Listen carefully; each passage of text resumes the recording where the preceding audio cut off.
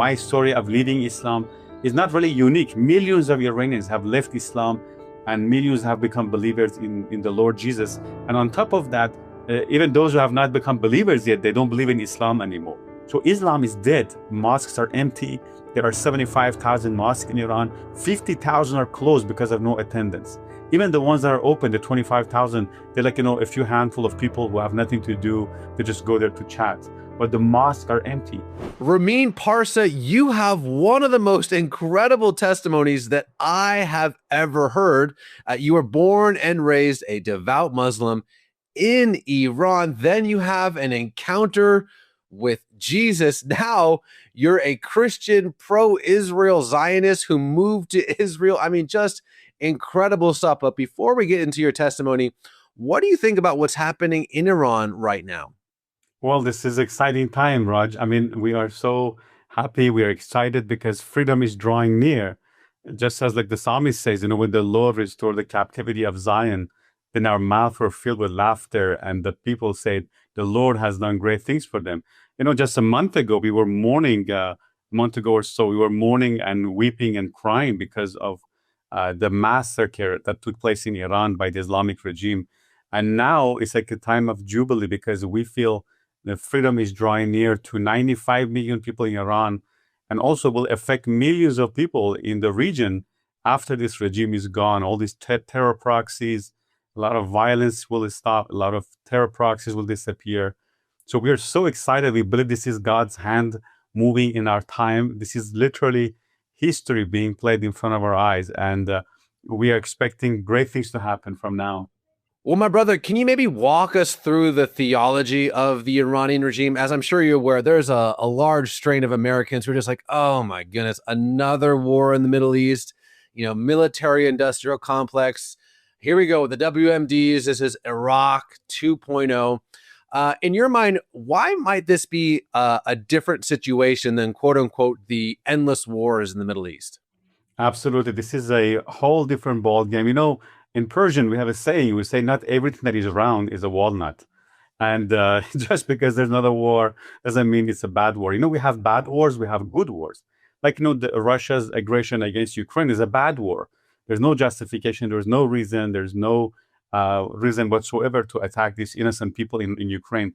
The same thing, but the war against the regime in Iran is a just war. It's a war to save the righteous, to save the innocent, to deliver this whole region of this demonic Islamic ideology and this regime that has been causing death and destruction for past 47 years. So to understand the mindset of the Ayatollahs and go into their mind, what they're thinking, you have to go back to the 7th century. When Muhammad started Islam, when Islam started, basically he began with attacking Jews and Christians. He said that I will not allow a single Jew or Christian to remain in Arabian Peninsula. And that's all they knew at that time, the Arabian Peninsula. But since then, since 7th century, this has been their goal, and they began to attack the Middle Eastern countries one by one, conquering them, forcing them into Islam, and forcing them to speak Arabic. Most of these Arab countries in the Middle East, they're not really Arabs. They speak Arabic, but they were forced to speak Arabic. And even Persia, for 200 years, the Islamists, they did not allow us to speak Persian. But thank God, somehow through efforts of some poets, our language was revived and saved. And the thing is that these people, the ideology of Islam is that they see Jews and Christians as threat to their ideology. Because when you don't submit to their idol, when you don't submit to their God, they look at you as infidel, as someone who deserves to die, that you deserve to be mistreated. Any way I treat you, it's justified because you are infidel. You are rejecting this ideology of Islam. This is exactly how Haman was in the book of Esther, Haman or Haman, people call him. But he was angry with Mordechai because he did not bow before him. And Mordechai was an Agagite. He was descendant of the king of Amalekites, Agag, who somehow came to Iran, and later he got into power. And then once he realized, he saw that Mordechai is not bowing down to him, he was very angry.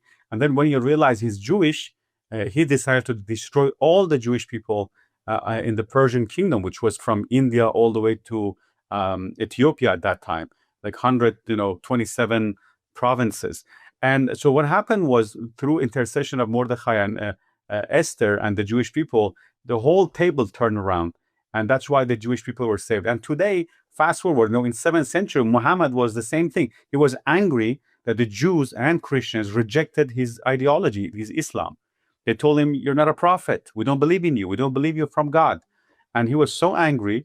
At first, he was trying to, deceive them. Oh, yeah, yeah, I believe in the Torah. I believe in the gospel. I believe, Jesus was a prophet. I believe in all the prophets, Moses, Abraham. But then he said, now I am the last prophet. You have to believe in me. And Jews and Christians told him no. And he got so angry. Then he moved to Medina and then he formed an army. And then his goal was to destroy the Jews and Christians. So fast forward 1400 years later, the Ayatollah, actually, he's a descendant of Muhammad. The black turban that they wear means that this person is a direct descendant of Muhammad. And they have the same exact ideology. They want to destroy the Jews and Christians because they have not submitted to their idol of Allah. And this is why they see the Jews and Christians as infidels, as threats, and they want to annihilate them. They hate the Jewish people, they hate Christians. And by the way, those who think this is Israel's problem, in fact, Israel is fighting on behalf of the free world. And back to your question about whether this is another Iraq war, this is a whole different game because the Iranian people are different people. Iranians have a different culture, we have a different mindset. The Iranian people lean toward the West. They want to be free. They're welcoming these strikes. They want to get rid of the Ayatollahs. And this is a whole, they're different than Iraq and Afghanistan because vast majority of Afghans and Iraqis, they actually hated America and Israel before war and after war.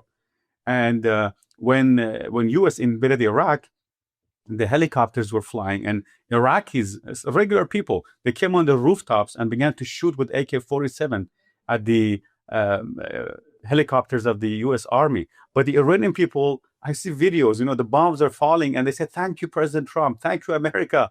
Thank you, Netanyahu. Thank you, Israel," because they feel they are being liberated and they be free from this demonic Islamic regime that has oppressed them, stolen their livelihood, their health, their wealth. And that's why they don't want this regime. And the Iranian people, when 9/11 happened in 2001, the only people in the Middle East that were mourning, they had vigils, they had candles, they were the Iranians and Israelis. When October 7 happened, the only people who were mourning were the Iranian people. The rest of the countries, Islamic countries, were celebrating. They were passing candies and pastries. Same thing with 9/11 happened. These Islamic countries in Iraq, in even the countries are supposedly allies, their people were rejoicing. They were happy. Palestinians were passing out pastries and they were singing and they were so happy that America was attacked. But the Iranian people, no. That's why, and beside all of that, Iranian people have dumped Islam. They have rejected Islam. And I can tell you, my story of leaving Islam is not really unique. Millions of Iranians have left Islam and millions have become believers in the Lord Jesus. And on top of that, even those who have not become believers yet, they don't believe in Islam anymore. And that's why in recent protests, they were burning the mosques. They have thrown away the Quran. And, when I was a kid, like, for example, 20 years ago, 25 years ago, people would name their children Muhammad, Hussein, you name it, Abdullah. And now, after all these years, the Iranians are changing their names from Arabic Islamic name to Persian names. And they're saying we're not the children of Muhammad, we are the children of King Cyrus. And who was King Cyrus? He was the first Gentile Zionist. Well, I want to get to your testimony now, but I want to do it in a reverse way. So imagine you right now, Ramin Parsa, the Christian pro-Israel Zionist who lives in Jerusalem, had a telephone line, a Zoom conference with your old self living in Iran years ago. What would you say to your old self who was living under Shia Islam? Yes, that's a good question. I would say to myself, what is this you're following? Look at your life, look at your country, look at your neighborhood, look at your family, because everything was going dark. Everything, the future was dim and uncertain and dark. And all our prayers were meaningless. We're repeating the same prayers in Arabic, to a dead God. We're praying to Allah every day. I was beating myself with chain, trying to please Allah. They told us, we're Shiite Muslim. They told us that if you mourn for these dead imams, you get points to go to heaven. And then we're trying to fasting in Ramadan, which is, Muslims fast for 30 days, for a month. I was fasting, I was praying, I was, going to the shrines of dead imams, and not even once I got an answer to my prayers. My life was not getting better. Closer to Islam and Allah I got, a worse person I was becoming. And I would tell myself, what is this? You see the fruit? You see a tree is known by its fruit. Look at the life. Look at the life you have. You have no joy. You have no hope. You have no life. You have no faith. Look at what Islam has done to your country. That your countrymen are being executed. Your women are being beaten on the streets, tortured. What is this ideology you're following? Look at Islamic countries. Every day they have wars, conflict, killing each other, bombing, shouting death to this and death to that, and always hate and attacking. And then at the same time, look at the Americans, look at the Israelis. They're singing and dancing. They're happy. They're going to church. They're good people. They have a good life. And comparing and looking at the fruits of what I was really believing. And this is why exactly what happened to me when I was 16 years old. I was arrested and tortured by the Islamic regime. And prior to that, I was a very devout Muslim, as I told you. And but then I began to see the oppression of the Islamic regime. I was arrested, tortured by the Islamic regime, and then I began to question Islam. And my mother was a devout Muslim. She said, "No, no, Islam is good. These people make it look bad. These ayatollahs, these radicals, these fanatics." I said, "Okay." Then I began to really study the Quran and the Hadith with translation to see whether the things that the Ayatollahs do, the terrorists do, is according to Islam or against Islam. Maybe they're abusing Islam. Maybe they're not they don't know the context or whatever. I began to read the Quran and the Hadith. Now, before I was reading, but in Arabic, and we're not Arabs. We don't speak Arabic. I can read it, but I don't understand it. Then I began to really read with translation the Quran, the life of Muhammad, the way he lived, the seerah, the hadith, and I began to see so much evil. I mean, Muhammad talked about Surah 928. He cursed the Jews and Christians. Why? Because Jews, at that time, some Jews believed that Azra was a son of God, and Christians believed that Jesus was a son of God. And then he said, Allah's curse be upon them. In Surah 929, he said, kill those who don't believe in Allah, in Islam, in the Sharia law, in the last day, in Muhammad, in his prophet, unless they pay jizya, even if they are the people of the book. And jizya is a blood money, is a blood money you pay, so you will not be killed. And then, in Surah Muhammad, verse 4, it says, behead the infidels, behead those who don't believe in Allah, behead them whenever you find them.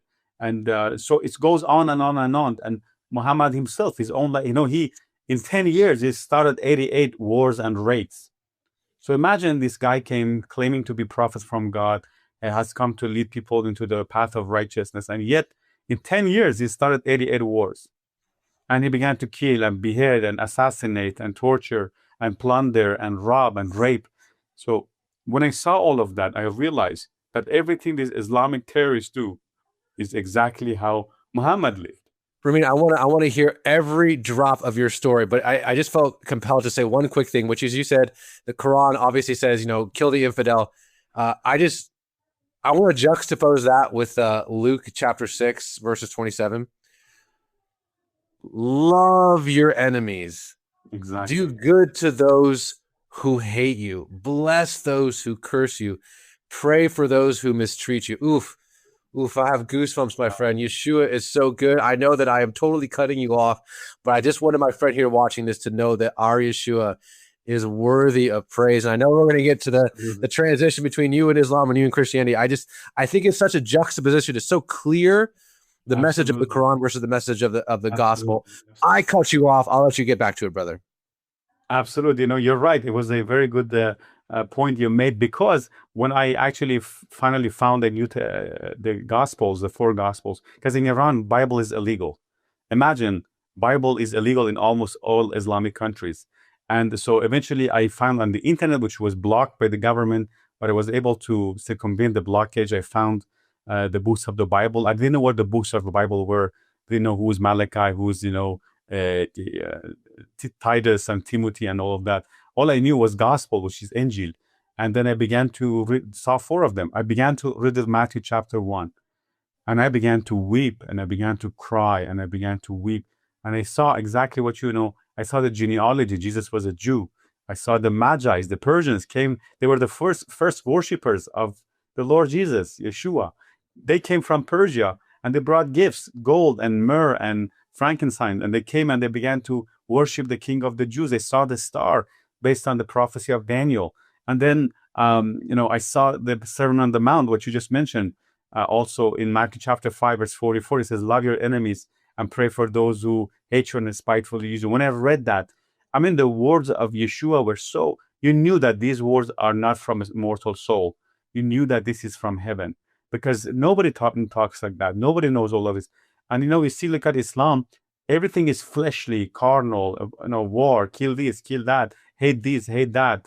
And, even the paradise they promised us, it was 72 virgins and wine and honey, river of honey and wine and beautiful women and virgins. And even Islam talks about young boys as a reward for those jihadis to kill people, and then they get killed and they go to paradise of Islam. So everything in Islam is fleshly, carnal.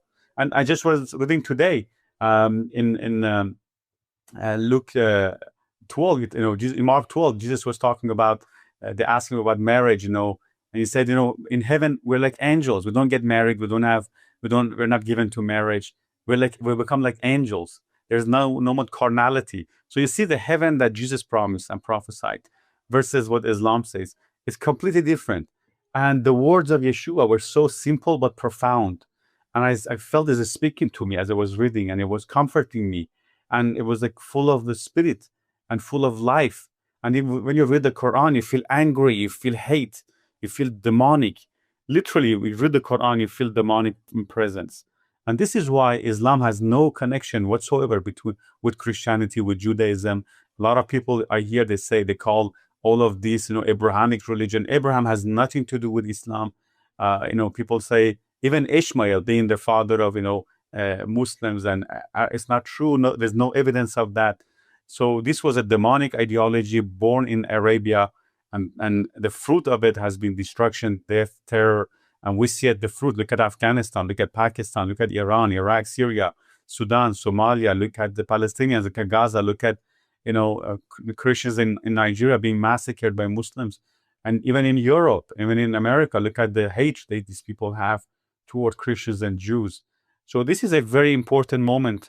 That's why Iran is changing. Iran, we tasted the bitter taste of Islam, and the Iranian people are turning away from Islam, and they're becoming Christians.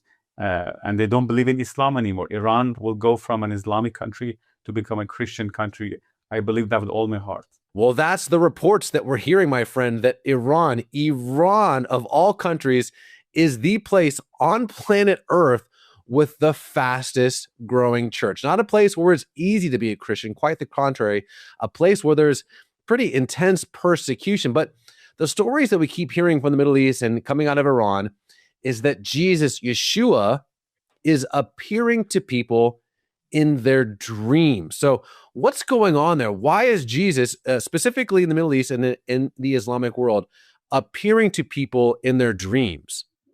Because the people have faith. The people really have faith. And it's a prophecy also in Joel chapter 2 that God said, I will pour out my spirit in the last days.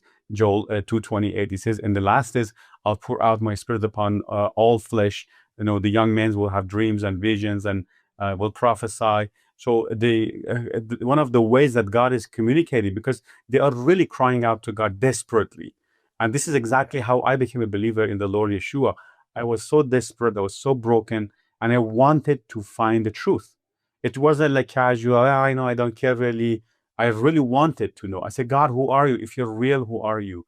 And if you're not real, then what am I doing here? And in Jeremiah, the Lord, 29, the Lord prophesied, and he said that I have a plan for you, and you will seek me with all your heart, and you will find me, and I will call unto me and answer you.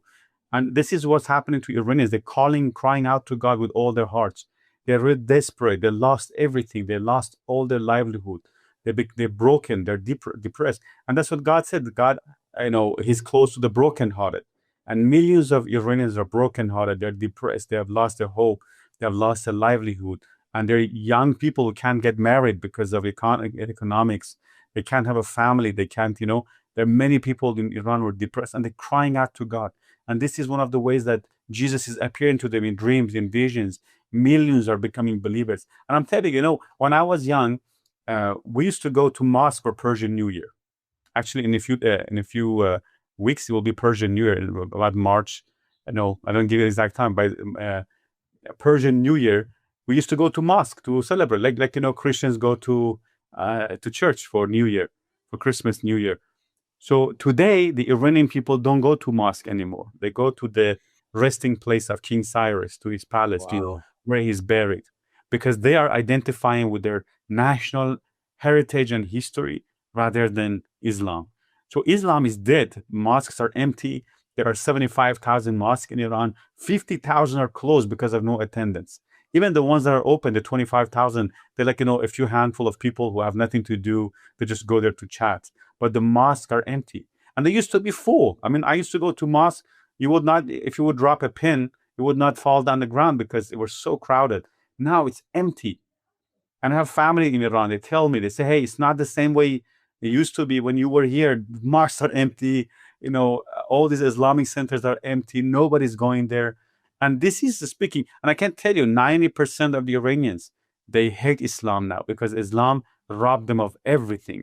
And this is a beautiful thing to watch, that Iranians tasted Islam and they rejected it. And now they're looking for the real God, and they're looking for the true God of heaven. And this is why they're ready. They prepare the low-hanging fruits.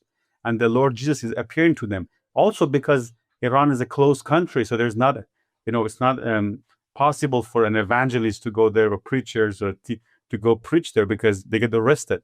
So the Lord appears to them and reveals himself to them. And that's why in dreams, in visions, and millions are becoming believers in the Lord Jesus. Wow, wow, wow, wow. Okay, so, the idea of an Iranian finding Jesus is now sort of becoming mainstream. But my friend, you have taken it to the next level. I'm talking to an Iranian man in the state of Israel, in Jerusalem, and I've seen you waving the Star of David, basically singing Hatikva. You went all in, brother. So how'd you go from, all right, Yeshua, you are Lord, I trust you, to being a Christian Zionist living in Israel? Well, when all my life I was brainwashed against, I was told bad things about Jews and Israel, America, Christians, indoctrination in the school, in the media, in the state-controlled media of the Islamic regime, radios, newspapers, every day bad things about Jews. Zionists bad, Zionists evil, Zionists controlling the world, Zionists control the banks, blah, blah, blah. But then at the same time, the Islamic regime were telling us how bad Israel is and how bad the Jews are. They're treating Palestinians very bad. They're killing the Palestinians. They were doing the same things to us. The same regime who were telling us that Israelis are oppressing the Palestinians, they were oppressing us. They were killing us. They were beating us on the streets.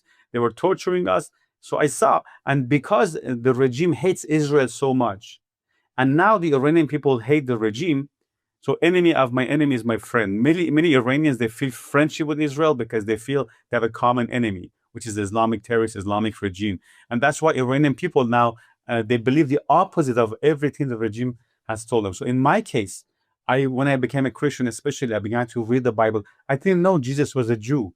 I didn't know he was from Israel. When I began to read the Gospels, and I saw, wow, Jesus, the hope of Israel, he came, prophecies in the Torah, and the Messiah came, and mentions of Israel in the Bible, I was just undone. And I fell in love with Israel, with the Jewish people. I was, defending Israel everywhere I went, and told them I love the Jewish people. When I met the Jewish people, I would just love them. And eventually I came to visit in 2015. I came to visit Israel. I just felt home, and I love this country. And then what happened was, about in 2020, I met my beautiful wife. She's a Messianic Jew, Israeli. We got married. And then in 2023, right before the October 7th, we moved to Israel. She was born and raised in Jerusalem. Her father was born and raised here. And so we moved here. The war began. And then I began to just say, what can I do to help these people? Because I felt, the same thing happened to us in Iran with the regime. Now it's happening to them with Hamas. So I began to cook, take food for soldiers, taking supplies for displaced people who had left their homes because of rockets and missiles. And I would tell them my story. I said, listen, I love you. I'm an Iranian. I was told to hate you, but I love you. I stand with you. I defend you. And they were so touched to see that, hey, an Iranian ex-Muslim now loves them. And it's just amazing to see people hearing this message and they feel there's hope, that not everybody hates them.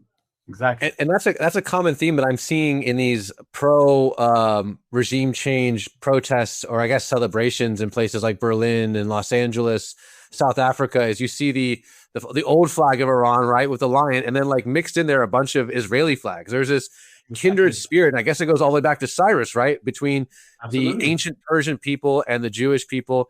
But let me Correct. ask you this: without naming names, let me retract.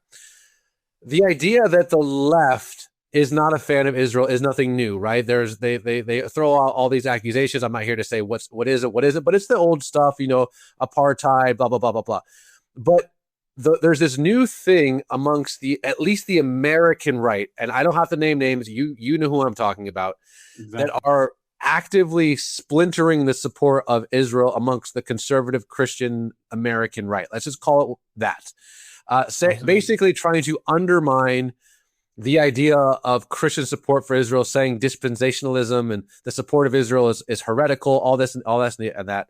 How would you, I guess, as a former Muslim Iranian living in Jerusalem, married to an Israeli Messianic woman, wow, how would you respond to this new wave on the American right of trying to distance the United States from Israel? It's absolutely demonic. I've watched them, the people you're mentioning. I've seen their videos. It's absolutely demonic. There's no explanation other than being demonic. They have obviously interest in it. I get paid, I believe, with by certain countries to spread those lies and those propaganda. And it's amazing. I never imagined one time that I would be hearing the same thing that the regime told us when I was a kid about, Zionists this, Zionists controlling the banks, Zionists are evil, that I would hear the same rhetorics in America by these people, by the woke right and the isolationists and the anti-Semites. And I never imagined that. I thought this is, was the regime in Iran who was doing. And then I'm hearing people in America who supposedly claim to be Christians, which none of them are. These are not Christians. These are false brethren, I call them. That they have, if you ask him, how did you become a Christian? Which church do you go? Who's your pastor? When did you get baptized? They have no answer whatsoever. And these people, actually, if they really had a little bit common sense and honesty, they would thank Israel, because Israel is fighting our fights. Israel is defending the free world. If it wasn't for Prime Minister Netanyahu and Israel, the regime in Iran would have a nuclear weapon, and all of us would be under fear when they're going to attack us, what they're going to do to us. They will be held hostage to an evil regime, threatening every day. But because of the persistence and consistency of Prime Minister Netanyahu talking about this regime in Iran, they're working on the bomb, they are making a bomb, and he really exposed them. And this is why the world is now uniting against that regime. So because what's happening is the Iranian people, they love Israel because they realize Israel is not the problem. Israel is the solution. Israel is not the invader. Because Israel, no, imagine 15 Jews in the entire world, 7 million live in Israel, tiny country, and they turn a desert into a blossoming paradise with innovations, with inventions, with creativity, freedom. This is the only place where Jews and Arabs actually can live together in peace.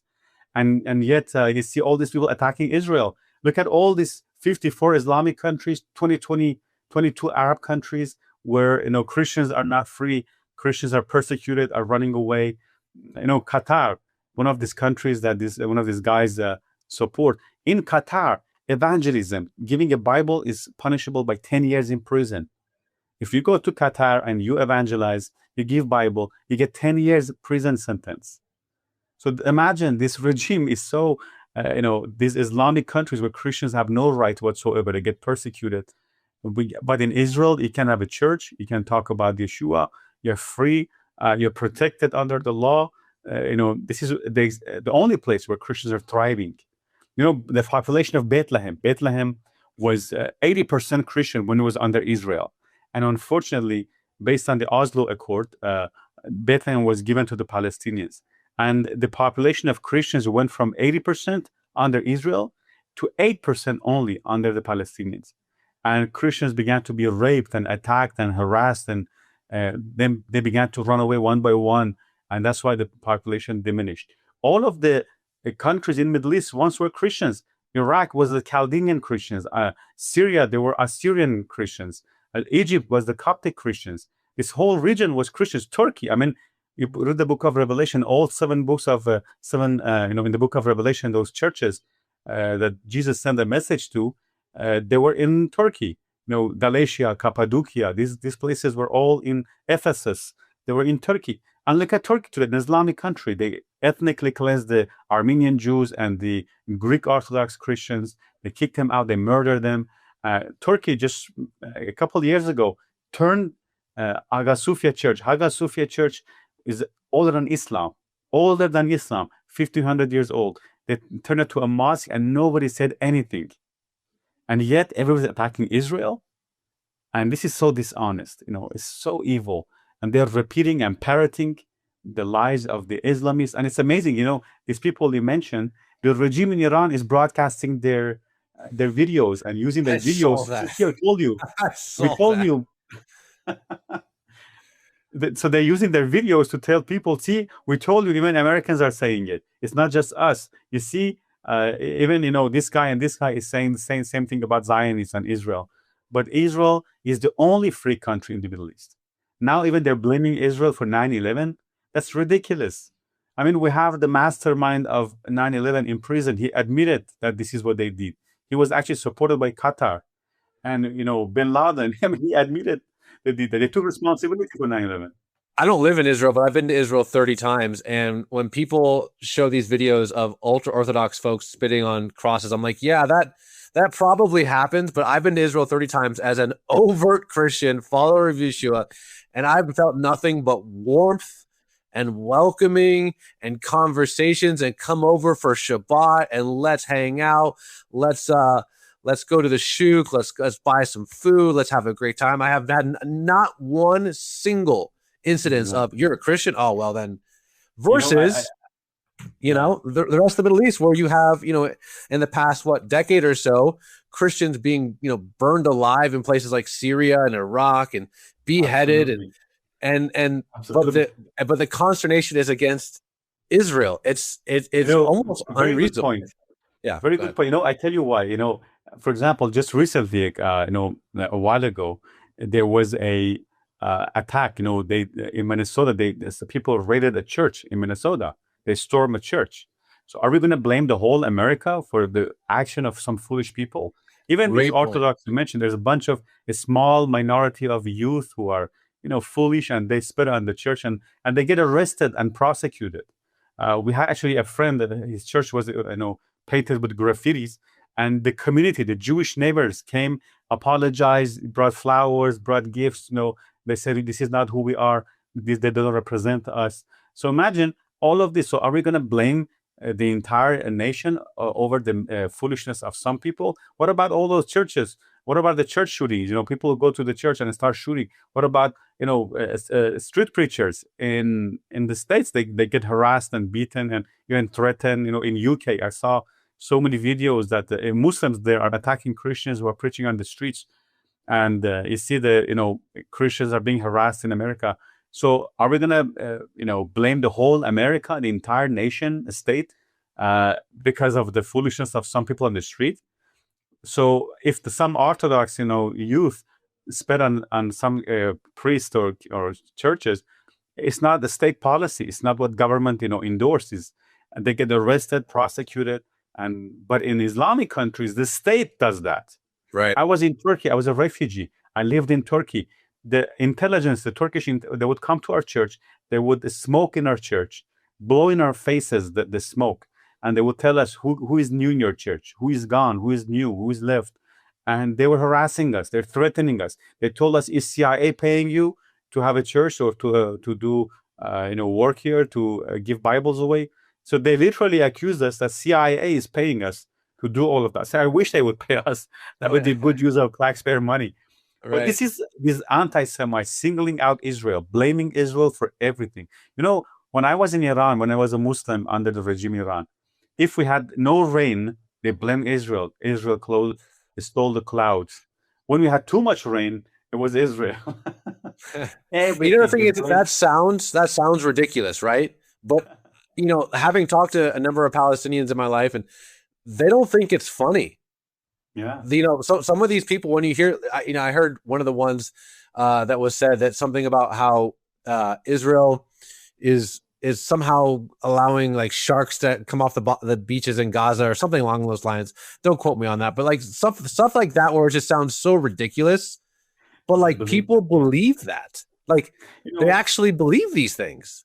absolutely. No, Al Jazeera, it's a Qatari funded network. It's not really a news channel, it's a propaganda channel. Day in, day out, they talk about against Israel, Israel this, Israel that. And when there was a massacre in Iran because of the protesters, the regime in Iran massacred about 86,000 Iranians, wounded about 300,000, arrested so many people. Not one report from Al Jazeera. They shut down the internet in Iran for a month. And guess who had the internet? Who alone had internet? Al Jazeera that was in Iran. They were broadcasting everything is fine, nothing is happening. And so this is, and the Arab world listen to Al Jazeera day in, day out. This is their CNN, their Fox News.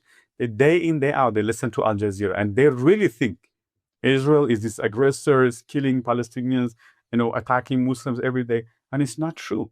If you come to Israel, you have been here, you see Arabs have mosques here, they have life here, they have business, they have judges who are Arabs, you have doctors, nurses, Yeah. they have not only equal right, they have even more rights than the I Jews. mean, And tell you how. repeat, it's a contentious subject, but even think about the Temple Mount, right? You have the Temple Mount, right? The western retaining wall of the Temple Mount, where obviously the second temple was, and before that Solomon's temple. You have the most holy place on planet Earth for the descendants of the people of Judea, and on top of that is the Dome of the Rock, a Muslim shrine, and the Al-Aqsa Mosque, which is one of, if not the loudest Muslim call to prayer you will ever hear. And nothing happens. And literally, you could be at the Western Wall with a bunch of Orthodox Jewish people praying, and then hear Allah Akbar like you've never heard so loud in your life, and you're just standing there as an American, like this is wild. They do on purpose. They want to harass the Jews. They want to say we're in control. We're better than you. We're bigger than you. And that was the whole purpose of that. Because the Jews used to say, cry out, Shema Israel, Adonai Eloheinu, Adonai Echad. Hear, O Israel, the Lord our God is one. And so they began to see, oh, the Jews say that, so let's us say Allah is Akbar. And they began to shouting at the Jews, our Allah is greater. And this has become, and can a Jew do this in Saudi Arabia? Can a Jew have a synagogue and say Shema Israel, Adonai Eloheinu, Adonai Echad? No, never. Can do it in Pakistan? Can Jews or Christians do that? No, they get harassed and killed and beaten. Under Islamic rule, Christians and Jews are dhimmis. They have to pay blood money so they would not be killed. And yet in Israel, for example, my wife went to military. It's mandatory. All the Jews go to military serve. Men 3 years, women 2 years. They have to go to military. Any Jew turns 18, he goes to military for 3 years, male, and then woman for 2 years. And Arabs don't have to go. They can if they want to, but they don't go. So while the Jewish person under the sun, the heat, in the cold at night is, at the checkpoint, serving at the military base, goes to war, the Arabs are making money, they're going to school, or they're building their lives, they're getting married, and yet the Jews are serving. And this is Israel. They don't force the Arabs to go to military. And we have some Christians who actually go, and anybody who wants to go, they can decide to go, but they don't force them to go. Right. And what's they get insurance. But you do have Arab Christian members serving in the IDF. You do have Druze serving in the IDF. Yes. You do actually have Israeli Arab Muslims serving in the IDF. You can, and people do. Yes, and it's a choice. So for them, it's a choice, but for Jews, it's mandatory. Every Jew has to go. But for them, and not only after 3 years you're done, if there's a war, they call you, you become a reservist. Every year, 1 month out of a year, you have to go to serve voluntarily. So if you're working, you're a teacher, you have a restaurant, or you're a nurse, 1 month of the year, you have to go and serve in the base. For the rest of until you're 50 years old, you have to do that. So it's amazing. You have such a clarity and such an authority with which to speak of, because you've seen all sides of this, right? You're not just, oh, I wonder what's happening in Israel. You live in Israel. Oh, I wonder what it's like to be Messianic. You're married to a Messianic lady. Oh, well, I wonder what's going on in Iran. You were born and raised in Iran as a devout Muslim. You obviously spent Absolutely. time in the United States and Turkey. Like if anyone knows, you know, and you speak with such clarity, and I appreciate that. I'm gonna obviously have to have you back on, but maybe one last question for this longer podcast, which has just been so informative and so helpful, my brother. Which is this: let's go back to our original subject. Let's say someone like you, from an Islamic background, is watching this video, right? They almost clicked on it to disprove everything you're going to say. Now, from my experience, my dad's side of the family is Hindu. If you leave Hinduism for Christianity, it's like, whatever. Like, add Jesus. Like, you know, my dad's Hindu, like, totally cool with Christmas trees. Like, it's not that big of a deal. But leaving Islam for Christianity, wow, that in a lot of places in the world, even in the West, that can be a death sentence or at least ostracization, your family, the shame. There's so much attached to the idea of leaving Islam that it is so heavy. So let's say in closing, last couple minutes, my friend here is questioning his Islamic faith. What would you say to him? I say that, follow the truth, because, when you stand before God, your family, your clan, your tribe is not going to answer for you. Muhammad is not going to answer for you. You will be answering for yourself. And ask, be honest.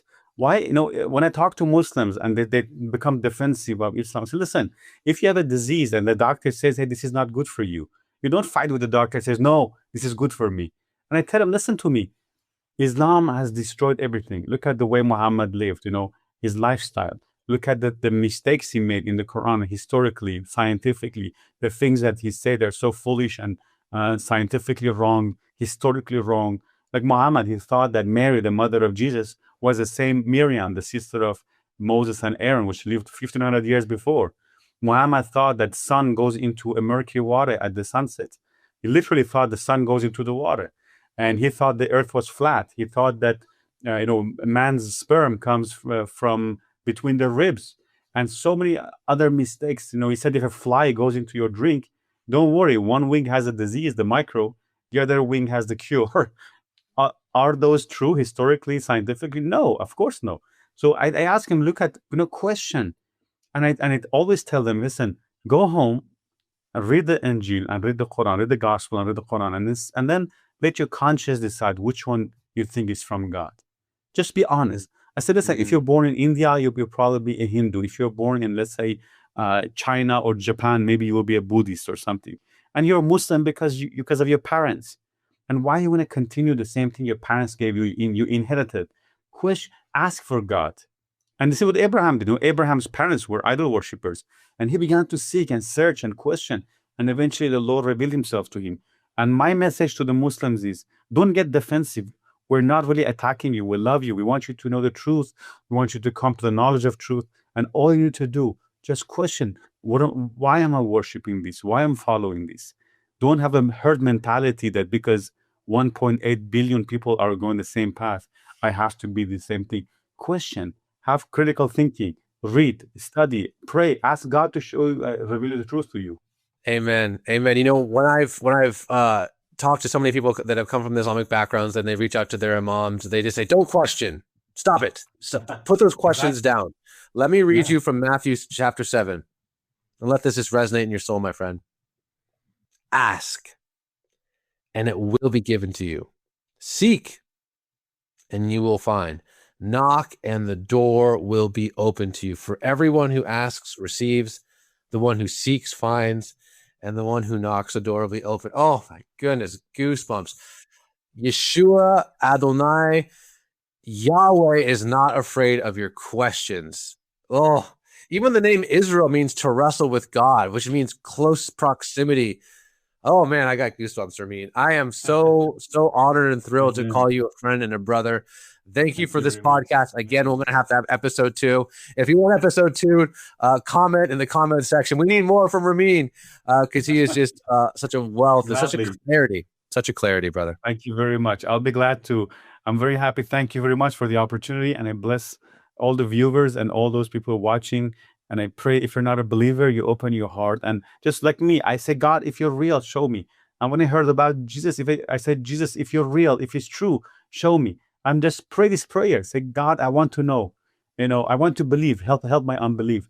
Help me to know if it's true. Help me to find the true path. And if you honestly, genuinely pray that God will lead you in the right path, you will see, He will open your eyes, He will give you the signs, and you will believe and you will find the truth.